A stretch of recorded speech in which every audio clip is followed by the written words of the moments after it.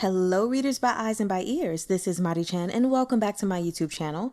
Today we are continuing with the reading of Peerless, Volume 2, also known as Wu Shuang by Meng Xi Shi, and we're covering chapters 60 through 63, so I hope you all enjoy! Chapter 60. Even while enjoying their wealth and glory to the utmost, men like Duan Qihu always prepared for the unexpected. It would be stranger if he didn't have some kind of secret passage, bolt hole, or other avenue of guaranteed escape should the need arise. Still, Cui Buqiu had expected the entrance of Duan Qihu's secret passage to be somewhere more typical, in his study or perhaps under his bed. Instead, it was triggered by a mechanism behind the railing in the rear courtyard. This courtyard would usually be bustling with people and theoretically provide no concealment at all. But this most unlikely of places had now become Duan Qihu's final thread of hope. As Cui Buqiu jumped down into the gap, he mused that this couldn't be the only entrance.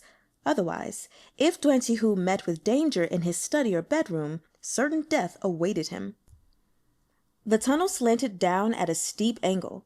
Duan Qihu must have spared no expense with the excavation. The walls and floors were smooth, devoid of any rough stones that could cause injury. After sliding down steadily, the ground suddenly disappeared beneath Cui Buqiu's feet, and he dropped into thin air. A gentle arm reached out to hold him up, preventing him from tumbling head over heels. "Thank you very much," he said softly. "No need for such courtesies, Taoist Master Cui." Though it was too dark to see, Bingxian, like him, had been observing their surroundings. Yan Gongzi and Duan Qihu fell down here too. They can't have gone far. But all around was silence, with no whisper or scuffle or movement. Wherever Yan Xuexing and Duan Qihu were, they weren't nearby. "Let's take a look," said Cui Buqiu. Bingxian had no objections. "It's pitch black in here. Even I can't see where we're going. Please follow closely, Taoist Master Cui, or I won't be able to save you if anything happens. Let me walk in front." The tunnel was wide at some points and narrow at others, but even in the widest spots, it couldn't accommodate two people walking side by side. There would be nowhere to hide if they ran into danger. But if Cui Buqiu walked behind Bingxian, he'd likely crash into her in the dark, and that would be terribly awkward. Bingxian smiled in the gloom. She'd met no shortage of men who used any excuse to take advantage of a woman, and just as many hypocrites stuffed with false integrity. Yet Cui Buqiu's actions spoke for themselves. He simply drew a line between them. Bingxian admired him greatly for it. "No need," she said. "It's better if Taoist Master stays behind me." She stepped out with one hand on the wall for guidance, slowly moving forward. "There should be some candlesticks along the wall. Let me see. Ah, found them!" Bingxian took a fire starter from her lapel and lit the wick.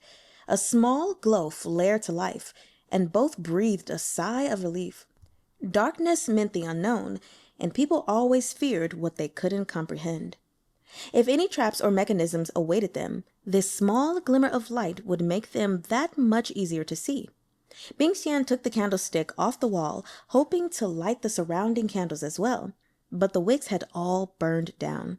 Even the candle in her hands was reaching its limit, burned down to a nub. For the candles to be in this state, people must come here often. They looked around. They'd fallen into a man-made stone chamber. Its four walls were flat and smooth, but beside them there was nothing else. No beds, no seats, nor any desk with ink and paper. Bingxian frowned.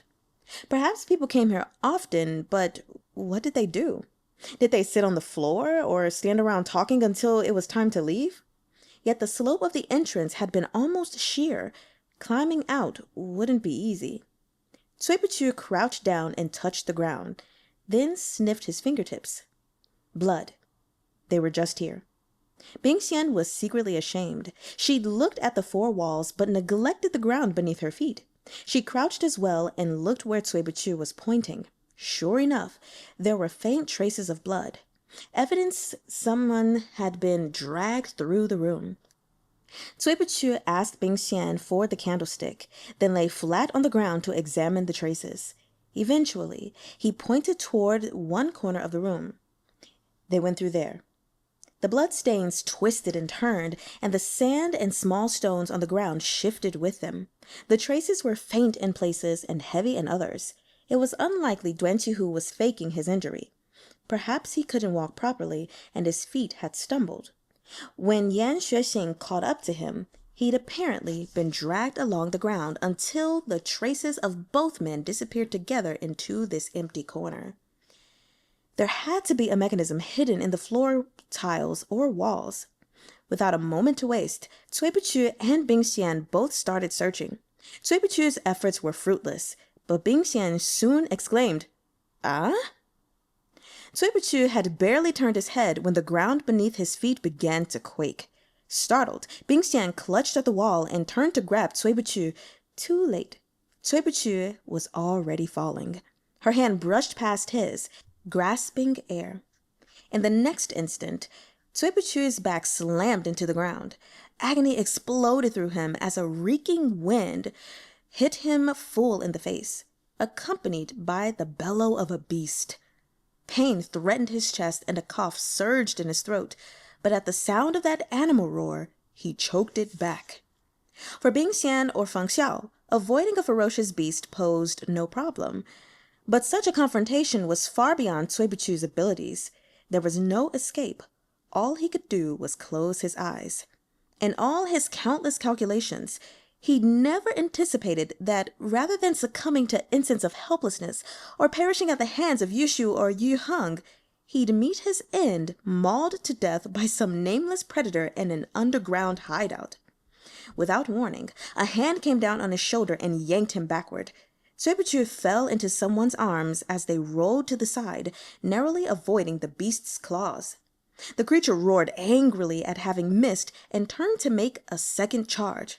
Cui Buqiu felt himself released, and there came a clang of a weapon as whoever had saved him faced the beast head-on. In the darkness, human and beast fought in a tangle of limbs and claws. The beast had fancied Cui Buqiu its dinner, yet someone had gotten in its way and was now wounding it all over.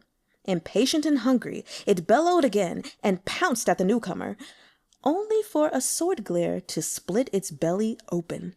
The creature collapsed to the floor with a dull thud. A savage beast might be a terror to ordinary people, but it was no match for a skilled martial artist. And this person was more than skilled. They seemed to be an expert. Yet it wasn't Duan Qihu or Yan Xuexing, and Feng Xiao didn't use a sword. Who could it be? Cui Buqiu's thoughts felt sluggish. Perhaps he was still disoriented from his fall. His mysterious savior spoke up. "Are you all right?" Cui Buqiu coughed a few times, the familiar tang of blood stinging his throat. "Thank you very much, sir," he said hoarsely. "May I ask your name?" "Xiao Lu." Cui Buqiu hesitated a moment. "Xiao." "Cao radical?" "Correct." Cui Buqiu could hear a smile in his voice. Lu, as in stumbling forward. Cui Buqiu pressed a hand to his forehead and frowned. His mind was still spinning. The name was familiar, but it was a moment before he recalled why. Sure enough, this was another famous name. In fact, an incredibly famous one. What was so special about the Duan residence that had summoned such an assembly of heroes over the course of a single night? Chapter 61. This distinguished master is Songxue Xiansheng? The man smiled. I don't dare claim the address of Xiansheng. This good brother can simply use my name. Songxue is a nickname I use when fooling around with my friends. A joke. The Zuoyue Bureau was well informed, and Cui Buqiu had a deep knowledge of important names across the various royal courts and the Jianghu. Still, he wasn't a god. It was impossible for him to recall every detail about someone the moment he heard their name. Xiao Lu was an exception. This man was a low-ranking official from the Southern Dynasty. Specifically, he was the lowest ranking secretary in the Eastern Palace, an inconsequential position that wasn't even permitted to attend court. As far as his career was concerned, he was a complete and utter failure. This, however, was not the whole story. Xiao Lu was descended from a branch of the Xiao family in southern Liang and had studied under the renowned calligrapher Gu Yewang and the monk Zhi Yong from a young age, excelling in both regular and cursive script. He was known for incorporating calligraphy into his swordplay, creating his own techniques, and was unrivaled with both the pen and the sword. Yet, when people discussed Xiao Lu, their conversations always included the words, "What a pity. What a pity the heavens envy talent." Considering Xiao Lu's abilities, he shouldn't have met a dead end as a 9th rank official in southern Chun. Cui Buchu couldn't guess whether Xiao Lu was an enemy or a friend. There was no time to ask all the questions he wanted, so he chose the most pressing. "Is Xiao Gongzi not an official in the southern dynasty? Why have you come to Qianmo?" "I resigned my position and came to save someone." Xiao Lu met Cui Buchu's direct questions with an equally direct answer. "Sir, how should I address you?" "My surname is Cui." "Does Xiao Gongzi know the way out?" "I only just came in myself. I'm looking now." Cui Buchu was becoming increasingly certain there was more than one entrance to this chamber. But if Duan Qihu had created this underground passage purely to aid his own escape, why employ such a complicated design? They fell silent, and Cui Buchu coughed a few times. He endured the pain in his back as he and Xiao Lu split up to search for an exit. "I had a look around before you fell down here," Xiao Lu said. "There's no levers of any sort on the ground. The tunnel can't go much deeper. If there's a way out, we'll find it on one of the walls." As Cui Buchu murmured in acknowledgement, his palm brushed over a small gap. Feeling inside, his fingers met a loose brick. He pressed down. Sure enough, there was a rumbling sound, and dim light seeped into the room. Behind him, a stone door ground open, accompanied by the feeble moans of women. What are women doing in an underground passage? The question rose simultaneously in both their minds. As the stone door opened fully, a peculiar scene was revealed. Cui Buchu was the type who wouldn't bat an eye if Mount Cai collapsed in front of him. Yet even he stood dumbfounded. Beyond the darkness of their surroundings lay a world of light. Hanging red veils of silk and satin gave off the aroma of sandalwood and apricot. The air was sweet and fragrant, as intoxicating as any earthly paradise. Those wandering moans came from behind the veils. Cui Buchu and Xiao Lu approached the doorway. That heady scent seemed to stir their minds, and both frowned and took a step back. Xiao Lu flicked his wrist, and the wind from his sword swept away the cloying fragrance. As light spilled into the chamber, Cui Buchu finally saw that the beast they'd fought was a tiger. 2 men were collapsed next to its corpse, sword wounds carved into their abdomens. Xiao Lu had probably slain them before Cui Buchu's arrival. Other than the 2 men and the tiger, they found none of the traps they'd imagined. Several beds were scattered within the stone chamber on the other side of the doorway, each holding a woman wreathed in thin gauze. The women weren't naked, but what they wore left little to the imagination. Their cheeks were flushed and their eyes dazed as they ran hands over their bodies, movements and poses unconsciously seductive. Thin iron chains wound around their ankles and attached to their bedpost, imprisoning them within their scarlet curtains. Even without the iron bonds, they were drugged and trapped within a chamber guarded by a ferocious tiger. They had no chance of escape. Xiao Lu's face was black with anger. He strolled over to one of the beds. "Meiniang!" The woman looked at him with teary, hazy eyes. She didn't seem to have heard him. Xiao Lu grabbed her wrist and inserted a thread of true qi into her arm, then kneaded a couple of acupoints across her face and head. The woman trembled, her eyes slowly gaining focus. When she saw Xiaolu calling her name, she was stunned. She bucked on the bed as if to leap up, and her pale complexion turned green as fat tears rolled down her cheeks. Chica? Now Cui Buchu understood. This wasn't merely Duan Chihu's escape route. It was also his pleasure den. The women he'd imprisoned here were likely from good families, tricked or kidnapped into captivity. He'd been too easily exposed if he kept them openly in his estate. Down here, they were hidden away from prying eyes, never to see the light of day. These women were powerless to resist. Duan Chihu could do anything he wanted in this chamber, satisfy any kind of secret or twisted fetish. Since joining the Zuoyue Bureau, Cui Buchu had seen too much of the abundant filth of this world.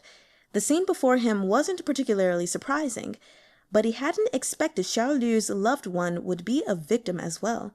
He walked a circuit around the room, kicking over the incense burners in each corner. That intoxicating fragrance instantly faded. Meng clung to Xiaolu and wailed, as if pouring out a lifetime's worth of grievances. The other women, still under sway of the drug, lay insensible. Even Meng weeping failed to wake them. Cui Buchu frowned. Xiao Gongzi. Xiaolu smiled bitterly, but took his meaning. He knocked the woman in his arms unconscious and laid her back down on the bed, then approached the others to wake them as he had Meng. Wait, Xiao Gongzi, said Cui Buchu. These women have been tortured. When they wake, they may react like your sister. It'll be difficult to bring them all out with us. Why not free them from the chains now, and after we find a way out, we'll send someone down to rescue them. Xiaolu nodded. Cuishong has considered this thoroughly. He did as Cui Buchu suggested, slicing through each of the chains binding the women. But they'd been under the influence of the drugs for too long. Recovery would be slow. Even freed, they weren't going to suddenly spring up, cry, and run about. They remained on their beds, faces desperate as they twisted seductively against the bedding, bodies covered in bruises, old and new, evidence of the torment they'd endured. Lamenting now would do them no good. Cui Buchu wasn't a soft-hearted man, and Xiaolu similarly wasted no time on useless expressions of sympathy. Together, they began looking for an exit from the stone chamber. After a few moments, Cui Buchu heard his companion sigh. The short huff of breath contained unconcealed anger and frustration, yet Xiaolu suppressed his emotions, letting reason guide his actions. This was the kind of man Cui Buchu admired, someone with an eye always on the bigger picture, never letting his own weaknesses drag him down. Take heart, Xiaoxiong. I've heard there are several skilled doctors in Qianmo. Take your sister once we leave. Xiaolu had just saved him, after all. It would be rather too callous if he showed no concern. Xiaolu's smile was strained. She's not my sister, but the daughter of my father's friend. When she was young, a fortune-teller claimed she'd be robbed and killed, and to avoid this fate, she must leave home and seclude herself for a few years. Her family sent her to Mount Huang's sect to learn martial arts. We haven't seen each other for over a decade. Last year, her family's elders told me she'd gone missing on her way home from the sect, leaving no word or message. They feared she'd met with an accident and implored me to look for her. I followed all sorts of clues to find this place, but I didn't expect. For a woman from a decent family, an experience like this was a fate worse than death. Even in the less inhibited northern regions, it would be a stain on her life forever. After searching the stone chamber at length, Xiaolu and Cui Buchu had still found nothing like an exit. They had no choice but to return to the room from which they'd entered. The dead tiger and the two corpses were still strewn across the floor. As they passed over the threshold, the scent of blood and lingering incense interwove to create a subtle yet odious fragrance. Instead of arousing desire, it aroused nausea. Xiaolu searched the walls again, but found no additional mechanisms. His brow knit faintly with anxiety, though not for his own sake. Meng was still inside, in poor condition. The longer he tarried, the worse her situation would become. Here, said Cui Buchu, a tile that's sunken in. Xiao Lu's spirits lifted. He strode over and crouched to see what Cui Buchu had pointed out. One of the floor tiles near the corner of the wall was a hair lower than the ones next to it. Using all his strength, Xiao Lu pressed down. "It's moving!" he cried. Suddenly, water poured down from above, soaking both their heads. Blast! Cui Buchu suddenly understood why there were two guards. There were likely two mechanisms in this chamber that had to be activated at the same time. When Xiao Lu's side was activated alone, it didn't reveal the exit but triggered this trap. The water showed no sign of stopping. It poured down endlessly, like they'd opened a hole at the bottom of a lake. The water level rose quickly. Within seconds, it was at their calves. If this continued, forget rescuing the women. They'd both drown here today. Cui Buchu and Xiao Lu exchanged a quick glance, forming a belated plan to save themselves. Cui Buchu quickly felt around for a second sunken tile. When he found it, he pressed down while Xiao Lu simultaneously bore down on the first. With a rumble of stone, the gap admitting the water gradually closed and was replaced by a brick that rose from the wall surface. Xiao Lu smiled wryly. Is Duan Qihu trying to build an underground palace? He couldn't have built all this by himself, said Cui Buchu. Judging by the structure, it looks more like an ancient tomb. Duan Qihu must have emptied it, then put the mechanisms and stone chamber to his own purposes. Xiao Lu pressed the protruding brick. Finally, a stone gate opened next to him, and beyond it, stairs leading up. The true exit. Both men breathed a sigh of relief. Cui Buchu walked in front while Xiao Lu carried Meiniang on his back and followed behind. As for the other women, they couldn't do anything for them at the moment. Cui Buchu and Xiao Lu would have to help them after they escaped themselves. The stone staircase wasn't long. After half an hour of climbing, they reached the top. As light dazzled their eyes, they heard Duan Qihu scream. Cui Buchu burst from the secret passage. He'd gone through too much trouble chasing Yan Xuexing, all to save Duan Qihu. If Yan Xuexing wanted to kill him, it would have to be after Cui Buchu got some answers about the 13 floors of Yunhai. Feng Xiao might grab Yu Heng, but he alone wasn't enough. They needed both men's testimonies to dig up the truth. Yet he just glimpsed the black of the sky when he saw Yan Xuexing drive his sword into Duan Qihu's gut. Chapter 62.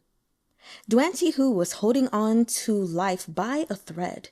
His limbs had been hacked off, and only his head and torso remained. After that scream, he only had strength left to groan.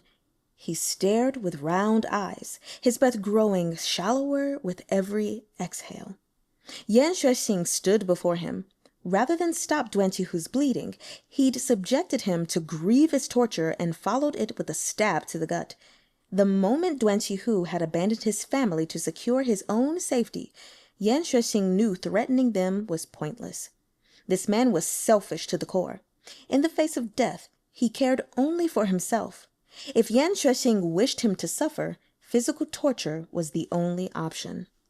Considering Duan Qihu's long list of crimes, Cui Buchu wouldn't have felt a scrap of sympathy if Yan Xuexing had dug out his eyes and cut off his nose in the process. But it was clear Duan Qihu was in no condition to reveal any more secrets about the 13 floors of Yunhai. Yan Xuexing sneered when he saw them. Did you want to kill him too? Apologies, I got to him first. He bent and tapped several of Duan Qihu's acupoints, staunching the bleeding, then channeled spiritual energy into his victim. It wasn't that his heart had suddenly softened. Rather, Yan Xuexing ensured Duan Qihu would live a little bit longer so that he could torture him a little more. He grabbed Duan Qihu by the back of his collar, ready to drag him off. But Cui Buchu had suffered quite the ordeal to get here and refused to leave empty-handed. He cried out, "Distinguished master, please wait." Yan Xuexing continued to walk as if he hadn't heard. Xiao Lu pushed off the ground with a tap of his toes, his sword glare sweeping toward Yan Xuexing, incomparably fierce. Yan Xuexing hadn't thought much of this newcomer, yet now he realized the sword glare had sealed all possible exits. He had no choice but to toss Duan Qihu aside and meet the attack with all his strength. Wrapped in a flurry of sword glares, the two exchanged several blows before breaking apart. Yan Xuexing finally showed a hint of surprise. "Who are you?" Xiao Lu dropped down from a tree, sleeves billowing as he fell. His long hair came loose from its top knot and fluttered around his shoulders. Though his hair was jet black, the ends were a stark and snowy white. He wielded his sword in his left hand, but it wasn't because this was his natural inclination. Rather, Cui Buqiu recalled those popular evaluations of Xiao Lu as he swept his gaze over his right sleeve. Xiao Lu's wide sleeves engulfed his hands, but when the spring breeze brushed them, it revealed a secret. His right hand was withered and skeletal as a winter branch. It almost couldn't be called a hand at all. Branches should have grown on trees, but this one had grown on a person. Xiao Lu had a handsome face, his demeanor no less elegant than Feng Xiao's. Yet a single disability rendered his flawless beauty irrevocably tarnished. His complexion was fair. Beneath the sun, it shone with a faint luster. Even the hand with which he held his sword was slender and beautiful. But the more perfect his other qualities, the more hideous and frightening that withered hand appeared in contrast. The Southern dynasty did employ exams while selecting officials, but what mattered most was family background, followed by character and appearance. Scholarly talents were last to be considered. Xiao Lu was a descendant of the ruling clan of a previous dynasty, and he had an ugly physical disability. The current emperor of Southern Chun had no love for promoting unconventional talents. No matter how brilliant he might be, advancement was difficult. Thus, though people praised him greatly, they always added that final remark, "What a pity." What a pity heaven marred what should have been a perfect jade with this tiny flaw. Cui Buqiu, too, had heard this tale. Since he'd learned Xiao Lu's identity in the secret chamber, he wasn't surprised. But when Yan Xuexing saw, he couldn't hide his shock. Xiao Lu seemed accustomed to this kind of look. He said calmly, "I also bear a grudge against Duan Qihu. My good brother, you've tortured him enough. I have a question to ask him, and past grievances to repay. Please give him to me." Yan Xuexing's lip curled. "Ask that after you defeat me." He sprang toward Xiao Lu, and his sword cut through the air, overflowing with a radiance like brilliant starlight. As he just used it to torture Duan Qihu, it was bathed in blood and vibrating with a murderous aura, growing colder and ghastlier by the second. Faced with this overwhelming bloodlust, Xiao Lu stood his ground. Instead of falling back, he crashed against the current. With a gentle shake of his left hand, his sword glare split into thousands of rays of light, enveloping his figure in brilliance. Watching from the sidelines, Cui Buqiu couldn't tell which of the swift silhouettes within held the upper hand. Cui Buqiu turned from the fight and walked toward Duan Qihu. Deprived of his limbs, what was left of the man lay motionless on the ground. Only the slight rise and fall of his chest showed he was alive. He was a former highwayman who'd led his band to pillage, burn, and kill in pursuit of wealth. Later, he'd washed his hands clean, transforming himself into a powerful mogul in Qianmo. In a sense, he was a self-made man. Even the 13 floors of Yunhai had seen his influence and persuaded him to join. Unfortunately, he'd balked at confronting an enemy as powerful as the Sui dynasty. Had he agreed to their proposal, Cui Buqiu would likely have found him much harder to deal with. Sensing Cui Buqiu's approach, Duan Qihu opened swollen eyes brimming with shock and terror. One of the most formidable men of his generation had been reduced to a mess of flesh, yet he had no one to blame but himself. Cui Buqiu had wanted to ask him a question, but he soon realized Duan Qihu was motionless, his eyes still half open. Perhaps he thought Cui Buqiu was Yan Xuexing returning. His footsteps had scared him to death. In the end, Cui Buchu had no more answers than he'd had at the start. Everything had been in vain. A rare gloom stole over him when he thought of his miscalculations. Resigned, he searched Duan Qihu's body and discovered a wrinkled letter. Duan Qihu was covered in his own gore, and the letter was likewise streaked with bloodstains. Luckily, Cui Buchu lacked Feng Xiao's obsession with cleanliness. He casually stuffed the paper into his lapels. Across the courtyard, Xiao Lu and Yan Xuexing sprang apart. Yan Xuexing coolly glanced over. Upon seeing Duan Qihu dead, he turned and left without another word. Xiao Lu came over and stared down at Duan Qihu's corpse. He sighed. Poor Meiniang and those other innocent women.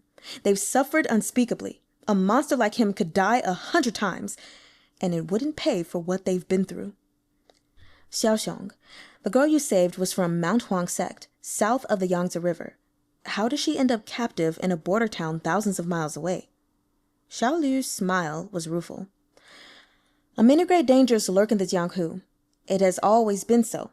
Meiniang grew up sheltered within her sect. She never experienced the darkness outside. Plenty of villains exist who abduct people into slavery, and Meiniang is beautiful and was traveling home alone. She thought her martial arts would protect her and became a natural target. When I first started searching, I traced her from Jiangnan, where she was abducted, all the way north. She even went through Daxing before she was taken west through the border pass. How much hardship did she endure? And her family? He sighed and said no more. But Cui Buchu understood. Any notable family would worry about the damage Meiniang's experience would do to their own reputation. And it wasn't about Meiniang. Though all the women in the stone chamber's lives were saved, the fates that awaited them were murky. I need to escort Meiniang home. Would Cui Xiandi be willing to share his given name? If fate wills it, perhaps we'll meet again in the Jianghu. My name is Buchu. Have you a courtesy name or a sobriquet? I do not, said Cui Buchu. To address someone directly by their given name was rather impolite. For instance, Xiao Lu's sobriquet was Song Xue, and thus many would respectfully address him as Song Xue Xianzhang. Others on more intimate terms might instead address him according to his place in the family. Then what about your family? Have you any siblings? My parents died when I was young. I have no teacher, no father, and no brothers or sisters. I have no family, so I have no other name besides Bu Chu. Xiao Lu cupped his hands in apology. It seems I've asked a rude question. His withered right hand had peeked out of his sleeve. Not at all. I surprised you. Xiao Lu, when he saw the direction of Cui Buchu's gaze, casually lowered his right hand. I've been ill my entire life, Cui Buchu said calmly. Some of the physicians who saw me said I wouldn't live to see 9, while others said I'd scarcely make it to 6. Consultation after consultation concluded I would pass prematurely, but I have persisted until now. They say man plans and the heavens laugh, but we are the ones who determine our paths. People always forget that. It seems both Xiao Xiong and I are people who reject our fates. Xiao Lu laughed heartily. Well said, Buchu. There came a mocking click of the tongue, and a figure appeared just steps away from them. There I was out in front, exerting myself half to death, yet Taoist Master Cui was over here happily making friends. As expected, the moment you meet someone new, you throw aside your old companions. Xiao Lu was taken aback. Another martial artist of unfathomable skill had arrived. Chapter 63. As usual, Feng Xiao arrived in style. He didn't crawl out of the tunnel filthy and disheveled as Cui Buchu and Xiao Lu had done. He appeared out of thin air, sleeves spread like a crane alighted on the ground, and flashed an enchanting smile. He looked for all the world like an immortal, as pure and untouchable as a snow-cloaked tree in winter.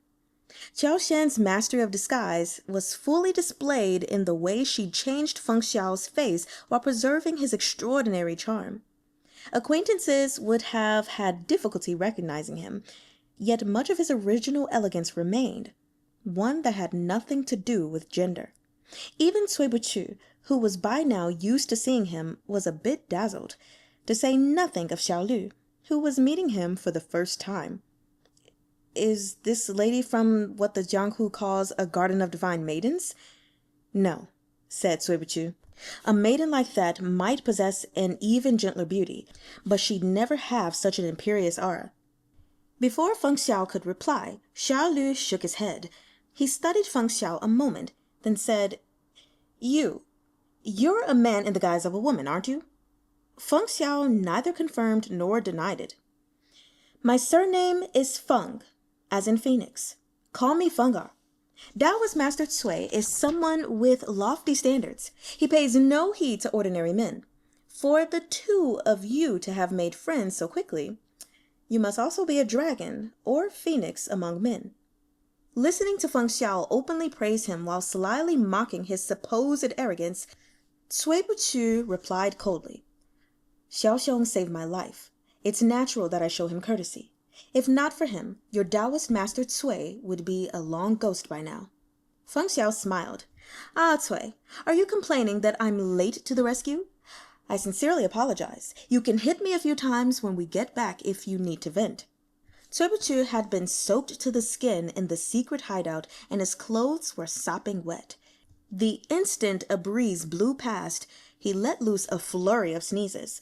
Eyeing the spotless Feng Xiao, he felt increasingly displeased. This is Xiaoxiong, also known as Songshui Xianchang, Xiao Lu, who uses calligraphy in his swordplay. He's a peerless martial artist, with skills not inferior to your own. The world is vast, yet you two were able to meet. Why not treasure such an opportunity and spar? Cui Buchu's provocations were unnecessary. Feng Xiao had also recognized Xiao Lu as an excellent martial artist. Without warning, he threw out a palm strike. Then I must ask Xiaoxiong for his guidance.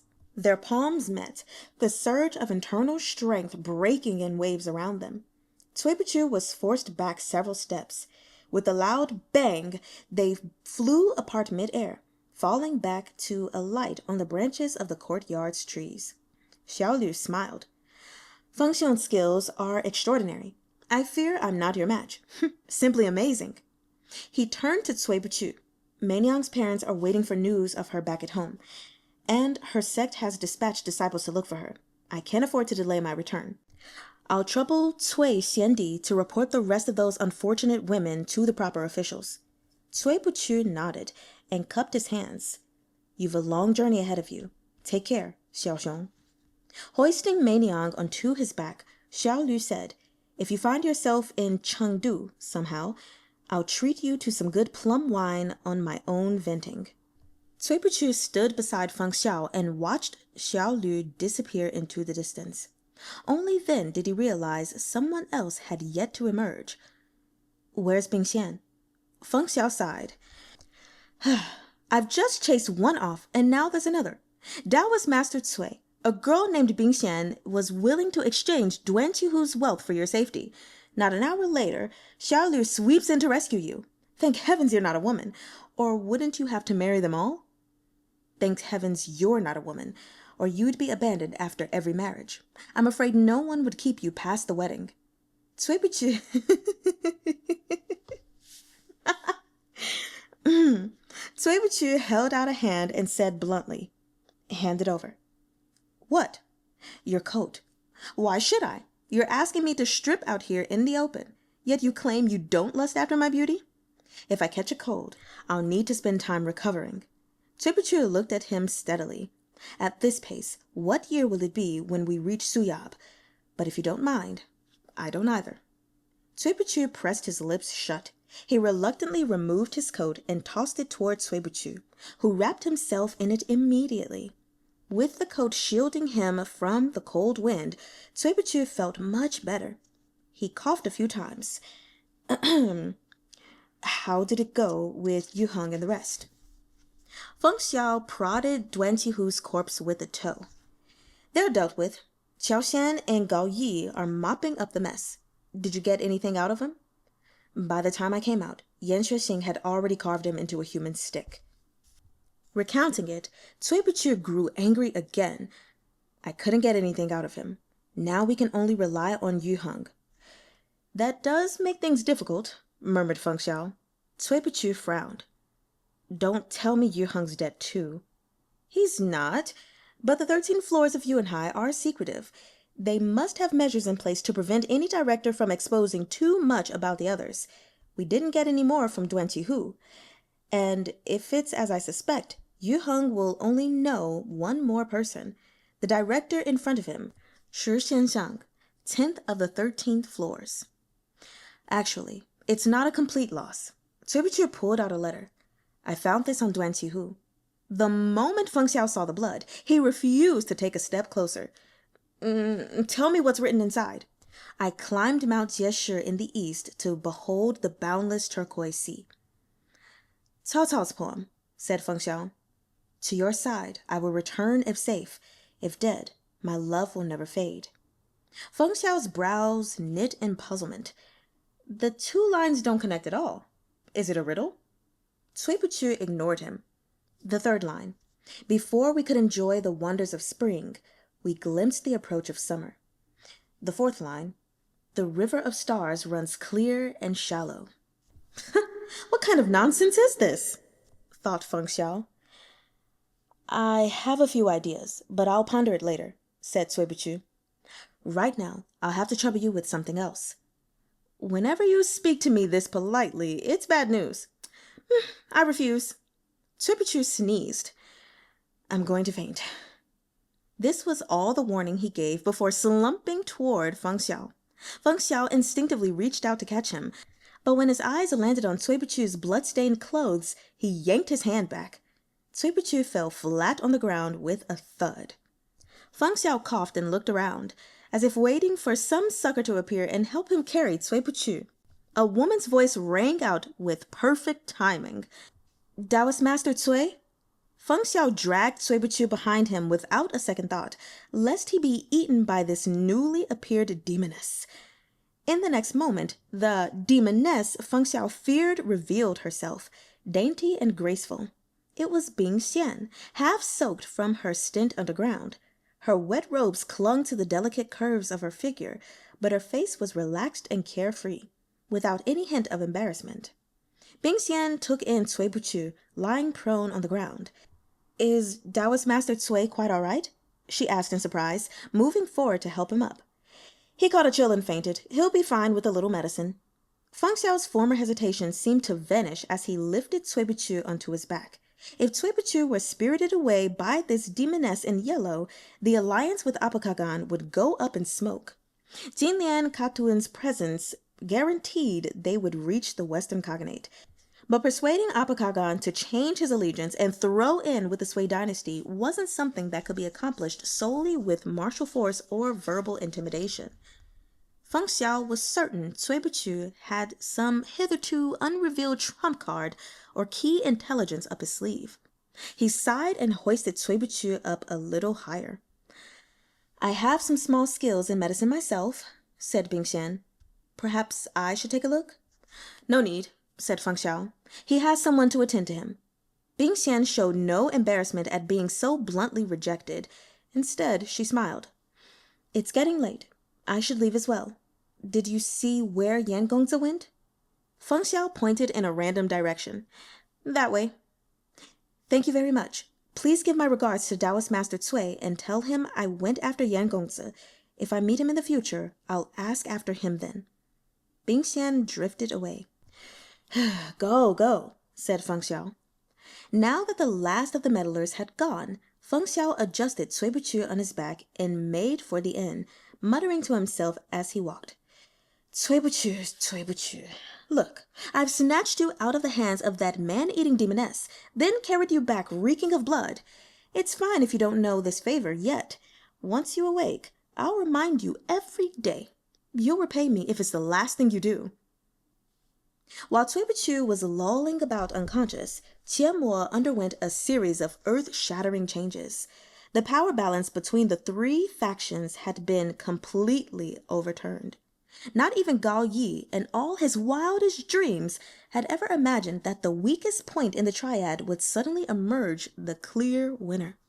The Duan family's influence collapsed with his death, and its members fled like rats from a sinking ship. Meanwhile, Xingmao had been captured alive. Unlike Duan Tihu, the Xingmao clan had been operating in Qianmo for generations. They were deeply rooted. It was impossible to simply kill them and be done with it. They needed to be slowly interrogated, their influence addressed and depleted. In the end, Cui Buqiu and Feng Xiao had managed to bring an entire city into the fold of the Sui dynasty. It was a meritorious deed of expanding the empire's territory, a grand achievement. Even Feng Xiao himself was surprised at the outcome. When he'd first heard Cui Buqiu's bold plan, his initial thought had been that the man had lost his mind. Yet reality had proved Cui Buqiu quite sane. Perhaps he knew no martial arts. Perhaps he couldn't shoot enemies from horseback or weave his strategies behind the heavy curtains of the imperial court.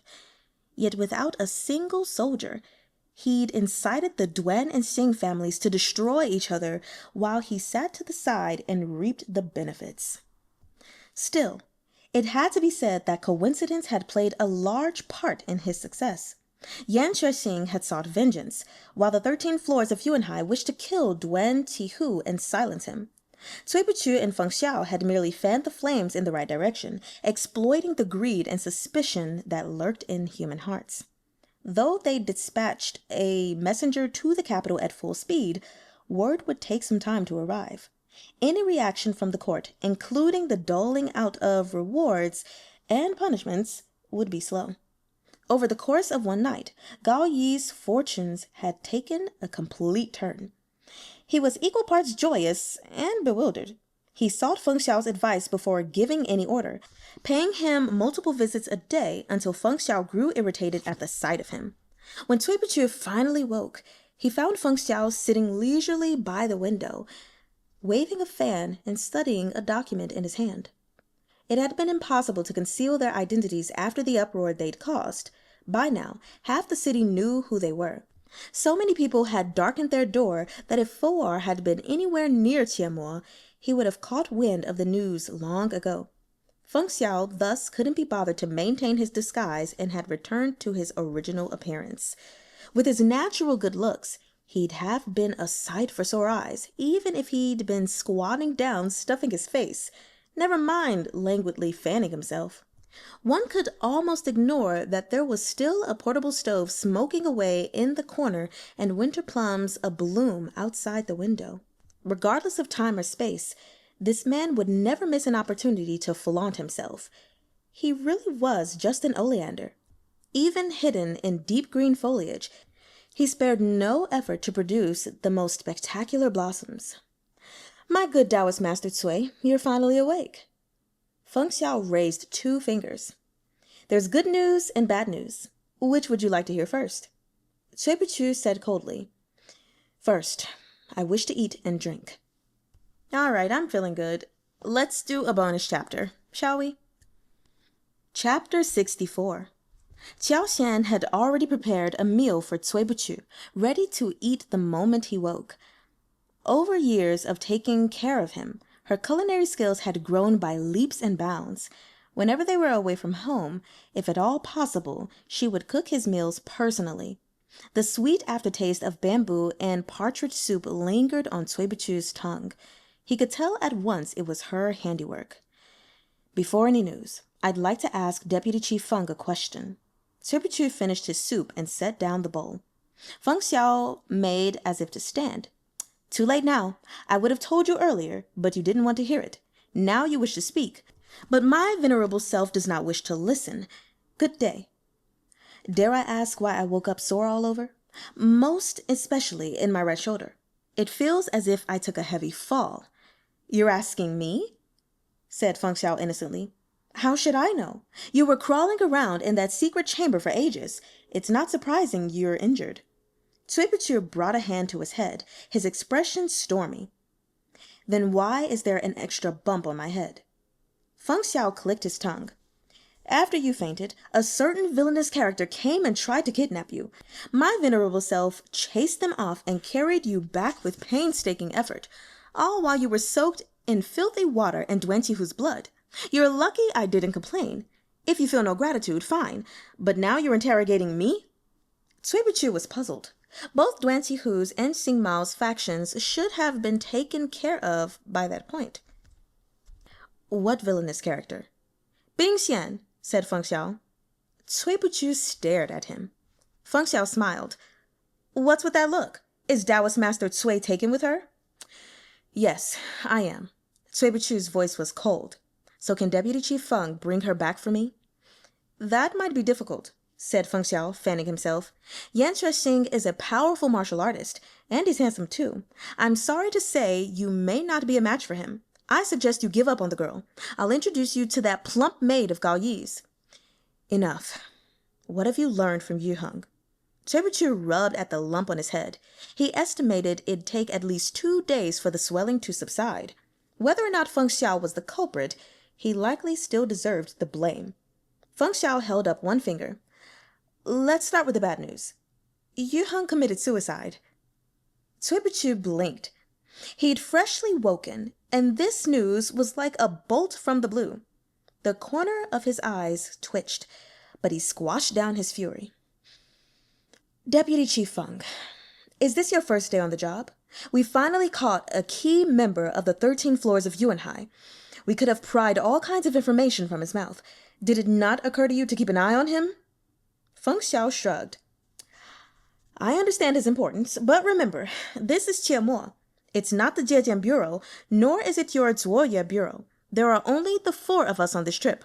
Other than locking him up, what else could I do?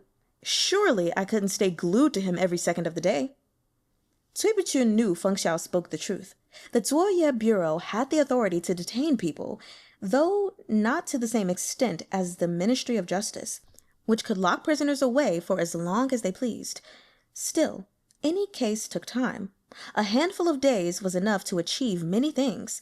Such an ensuring person died under mysterious circumstances. There were countless ways to pull it off without leaving a trace. He was silent a moment.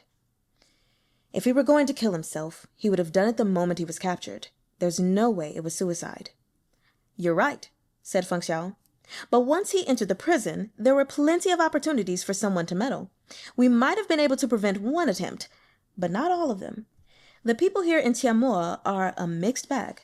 Plus, their security has always been lax. Gao Yi ordered Yu Heng strictly supervised, but someone arrived claiming to be his friend and asked permission to visit. He offered the guard a hefty bribe to be allowed inside. After he left, Yu Heng was found dead. We likely won't find any traces of that visitor either, mused Cui Buchu. Yes, he's long gone. Gao Yi was afraid I'd lay into him, so he had someone draw a portrait based on the guard's description of him and posted it all over the city. He's offering a reward for his arrest, but I doubt we'll see any result. Cui Buchu held his throbbing forehead. I just woke up. Can't you say anything positive? Feng Xiao chuckled. Didn't I say there was good news? Oh, said Feng Xiao, then fell silent. Aren't you going to ask what it is? If I ask, Deputy Chief Feng will never tell me so easily. Perhaps he'll even demand something in exchange. Things in Qianmoa had settled for now, and despite the organization's ambitions, the 13 floors of Yuanhai behind Yu Heng had little to do with the situation at hand. If Cui Buchu wished to pursue this lead, it had to be considered a separate case. He had a good grasp on Feng Xiao's character. He'd never tell Cui Buchu anything Yu Heng had said for free. Feng Xiao smiled. How clever you are, Taoist Master Cui. So, have you decided what you'll offer in exchange? I've heard Deputy Chief Feng is looking for a new zither, said Cui Buchu slowly. You must be quite dissatisfied with your current one. Otherwise, you would have brought it with you to Qianmoa, correct? Few people in the Jianghu used a zither as a weapon, but Feng Xiao was one of them. He not only used the music of his zither to disorient his opponents, he used the instrument itself as a blunt weapon at critical moments. The last time Cui Buchu had seen him smashing enemies with his zither, true qi channeled through it. The instrument had cracked. An ordinary zither couldn't withstand such abuse. Only one of special make could be used as a weapon. Even without a zither, said Feng Xiao arrogantly, I can trouse any opponent. I know the whereabouts of Rao Liang. The famous Rao Liang of the spring and autumn period? The very same. Even among famous zithers, Zhao Liang was legendary. Rumor had it that someone once offered it to King Zhuang of Chu. The king of Chu became consumed with Zhao Liang's otherworldly sound and refused to attend court for 7 days straight while he played the zither. At his queen's urging, he finally smashed it with an iron scepter. Thus, Zhao Liang's music had vanished from the world. When later generations told of it, they could only imagine the magnificence of the music that came from its strings. There was only one Zhao Liang, said Feng Xiao. A second one doesn't exist. But it does, said Sui Buchu. The zither was one of a paired set. The first was called Yu Yin, the second Zhao Liang. Hua Yuan presented Zhao Liang to the king of Chu as a gift. Though Zhao Liang is no more, Yu Yin still exists, hidden away to this day. I happen to know where it is. Zhao Liang is enough to drive the king of Chu to obsession. Its music must have been extraordinary. A skilled martial artist wielding it would achieve double the results with half the effort. And there's more. From what I know, both Zhao Liang and Yu Yin were crafted using rare stones from beyond the heavens. Even if you smash someone over the head with this thing, you needn't worry about breaking it. Where is it? Asked Feng Xiao. Tell me the good news. Feng Xiao's mouth twitched. Fine. Sui Buchu gestured for him to speak. You first. Before Yu Heng died, Feng Xiao began, he told us everything he knew, but it wasn't much different from what Duan Qihou said. Each director only knows those before and after themselves. Feng Xiaolian is the 13th, Duan Qihou was the 12th, and Yu Heng was the 11th. What we learned, however, is that the position above Yu Heng is empty. Sui Buchu frowned. Was there no one suitable to take it? Feng Xiao nodded. According to Yu Heng, the 13 floors of Yuanhai search for talents from all across the land. They recruit them and rank each floor based on ability. Apparently, Duan Qihou was originally dissatisfied that he was only 12 xiansheng, but once he heard the identity of the 6th director, he abandoned the idea of climbing the ranks. Who? Far away in Goguryeo, the leader of Buyeo sect, Go Yun. The same Go Yuan who'd sent Su Xiong and Qin Miaoyu to lie low in the Central Plains for years, gathering intelligence and seeking opportunities to sow discord within the Central Plains. Su Xing had been the one to tell them that, in the beginning, their contact in the Central Plains had been a certain Yi Xiansheng. Several desperate clues had unexpectedly fallen into place. Even Go Yun only ranks 6th. Sui Buchu observed. Then those above him must be quite terrifying. Feng Xiao smiled and nodded. But if the 13 floors of Yuanhai are so secretive, how do they contact each other? Sui Buchu asked. Messengers handle correspondence, but Yu Heng couldn't identify them. Each time a messenger comes, their gender, appearance, and voice are all different. This doesn't make sense. Sui Buchu frowned and thought. The 13 floors of Yuanhai recruit dragons and phoenixes to their cause. Yu Heng was a powerful martial artist, but he was neither influential nor especially cunning. Why was his rank above Duan Qihou's? He claimed to be no more than a small-time thug from Jiankang. A stranger took a liking to him, taught him martial arts and some basic social niceties, and had him ordained as a monk at Zhonghua Temple in southern Chun. He rose little by little to become the abbot, then joined the 13 floors of Yuanhai. It seems that was the stranger's goal from the start. Something flickered in Sui Buchu's eyes. Yushu. Feng Xiao shook his head. I couldn't get an answer. If it really was him, he was careful. Yu Heng wouldn't have known. Yushu's background was mysterious, but he'd earned the trust of the Prince of Jin. If he really were Shi Xiansheng of the 13 floors of Yuanhai, one could imagine the storm that was brewing. Sui Buchu remained silent and furrowed his brow. By contrast, Feng Xiao appeared relaxed and peaceful. He sat with his legs crossed, one foot swaying. Ah, Cui, there's a question I wanted to ask for a while. Sui Buchu didn't look up. He was still thinking. Speak. Your health is poor, and you spend every day working yourself to the bone. When you wake up in the morning and comb your hair, do you find your hairline constantly receding?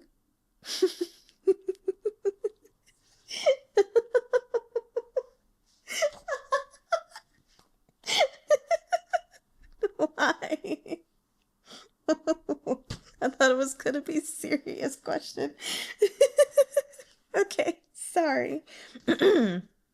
Shaken from his thoughts, Tsuibuchu looked up, irritated. I find nothing, he snapped. I'm not Deputy Chief Feng, in love with his own reflection. If you lost a single hair, I'm sure you'd spend an entire day wailing and clutching your head, then find some flowering tree to bury the poor thing under. Feng Xiao burst into laughter. Even when you're harsh, you do it so adorably. Cui stared at him coldly. Wiping his eyes, Feng Xiao said, Now, will you tell me where Yu Yin is? Anping, Cui family. Anping, previously known as Boling, a group capable of keeping an ancient zither of such caliber in their collection? There could be no other. The arch of a brow. The Cui clan of Boling? Correct, Cui said. Feng Xiao was sharp. One wave of his fan, and he'd connected the dots. You're a Cui. Are you a member of the Cui clan of Boling? I have no father nor mother, courtesy name nor title, much less the heirs of someone from a powerful family. Tribuchu's tone was indifferent. Do I look like a member of such a family to you? Feng Xiao nodded. That's true. But before Cuibuchu could say anything further, he added, In my opinion, a family of such mediocre talent as the Cui clan of Boling could never raise a man as capable as you. Oh. All right, everyone. So we are done with chapters 60 through 63, plus one more, so through 64. And I'm going to read my notes. I'm actually going to go backwards. Feng Xiao. This guy is funny.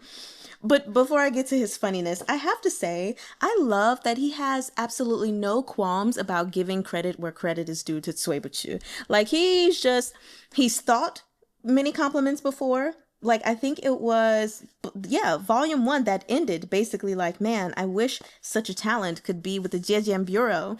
But he gives Cuibuchu his flowers. And I love it so much. The other thing is, this man he's just too silly with the whole receding hairline. I definitely thought he was going to ask a serious question. And you know what? I should have known better. So that's on me. So the next thing is this zither called Yu Yin. So of course the characters are not here, so I don't know what it really is, but this is just like a curiosity of mine because Yu is language, or at least one Yu is language, I should say.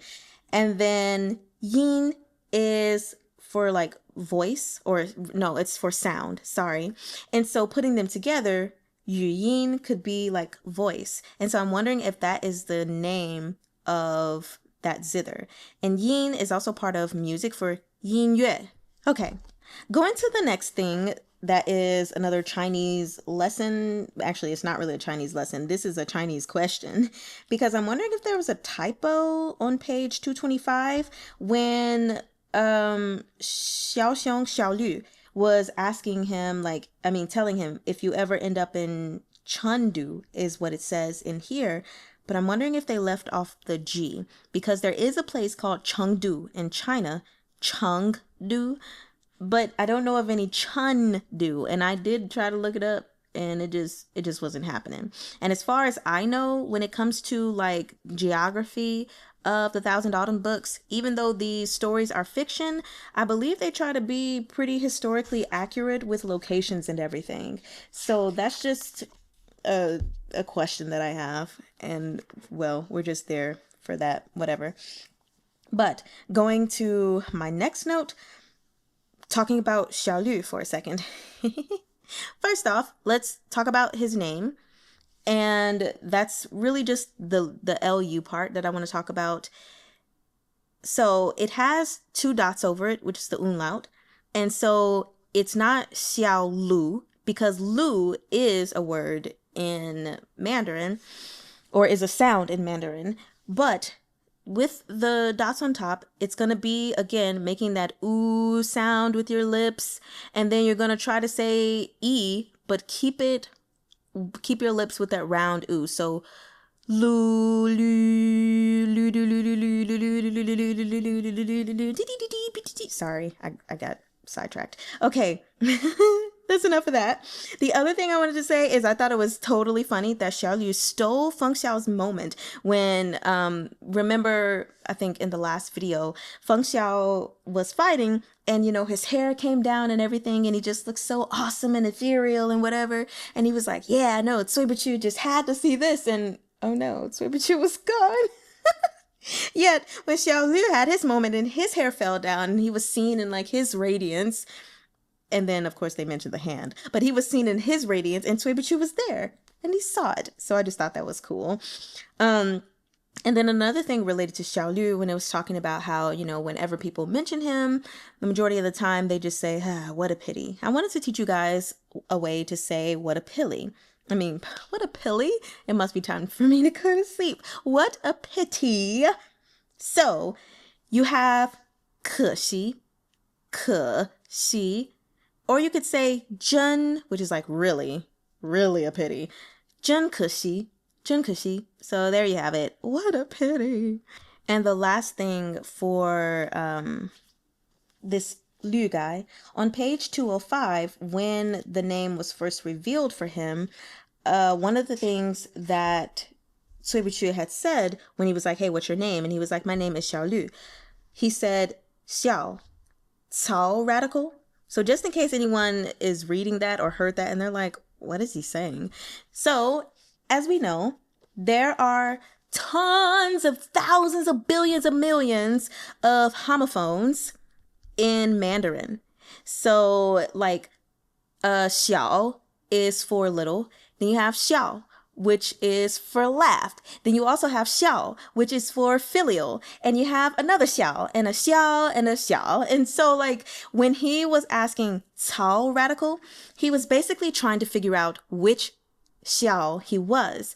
Because as I said in a previous lesson or whatever before, radicals can help you identify which character and allude to the meaning. So that's what that was all about.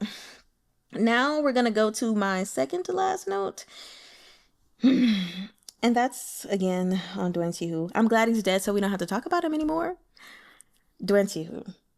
You dirty, filthy, repulsive beast. I thought he was bad already for clearly not having any mercy for what he did, but just trying to save his own skin. But to find out that he basically had a hideaway dungeon, whatever you want to call it, of these women who were doped up, who were drugged out, and he was just using them to gratify his own sexual desires. He deserved every little bit of the OG Shen Qingqiu human stick treatment. I'm totally fine with that. And I'm glad he's dead. I'm glad he's gone. Period. Anyway, that was pretty much it on that. And then, of course, I feel really sorry for the women, not just for what they went through, but for what they are going to go through. Because as it was mentioned, when these girls are able to go back to their homes, their lives, their reputations, their families' reputations will forever be ruined by this. And it's just so freaking unfair. And, all cultures are different. And that's just like one thing that I don't like about this. I don't know why I worded it that way. It's not even just Chinese culture. It's many cultures in history, even the story of, who was it? Tamar, I think that was raped. It's just back in those ancient days. I truly hate how if a woman was defiled, if a woman was forced, if a woman was violated, used for sex against her will, that spoke badly on her family. That looked bad on her family. It's like, why are we focusing on the reputation of the family instead of the fact that this girl was forced to do something, to give part of herself that she shouldn't have given to someone she didn't want to, you know? So I just feel really bad for the troubles that they're going to face, for the looks that they're going to face, for the whispers behind their backs and in their faces. And that's just really sad. So anyway, I don't have any other thoughts. I am going to stop talking now because my voice is getting a little bit tired and I need to drink some water. So that is what I'm going to do. And I hope you guys have a lovely night. Yeah. Please put your thoughts in the comment section. And I'll see you next time. Well, I'm Eamon.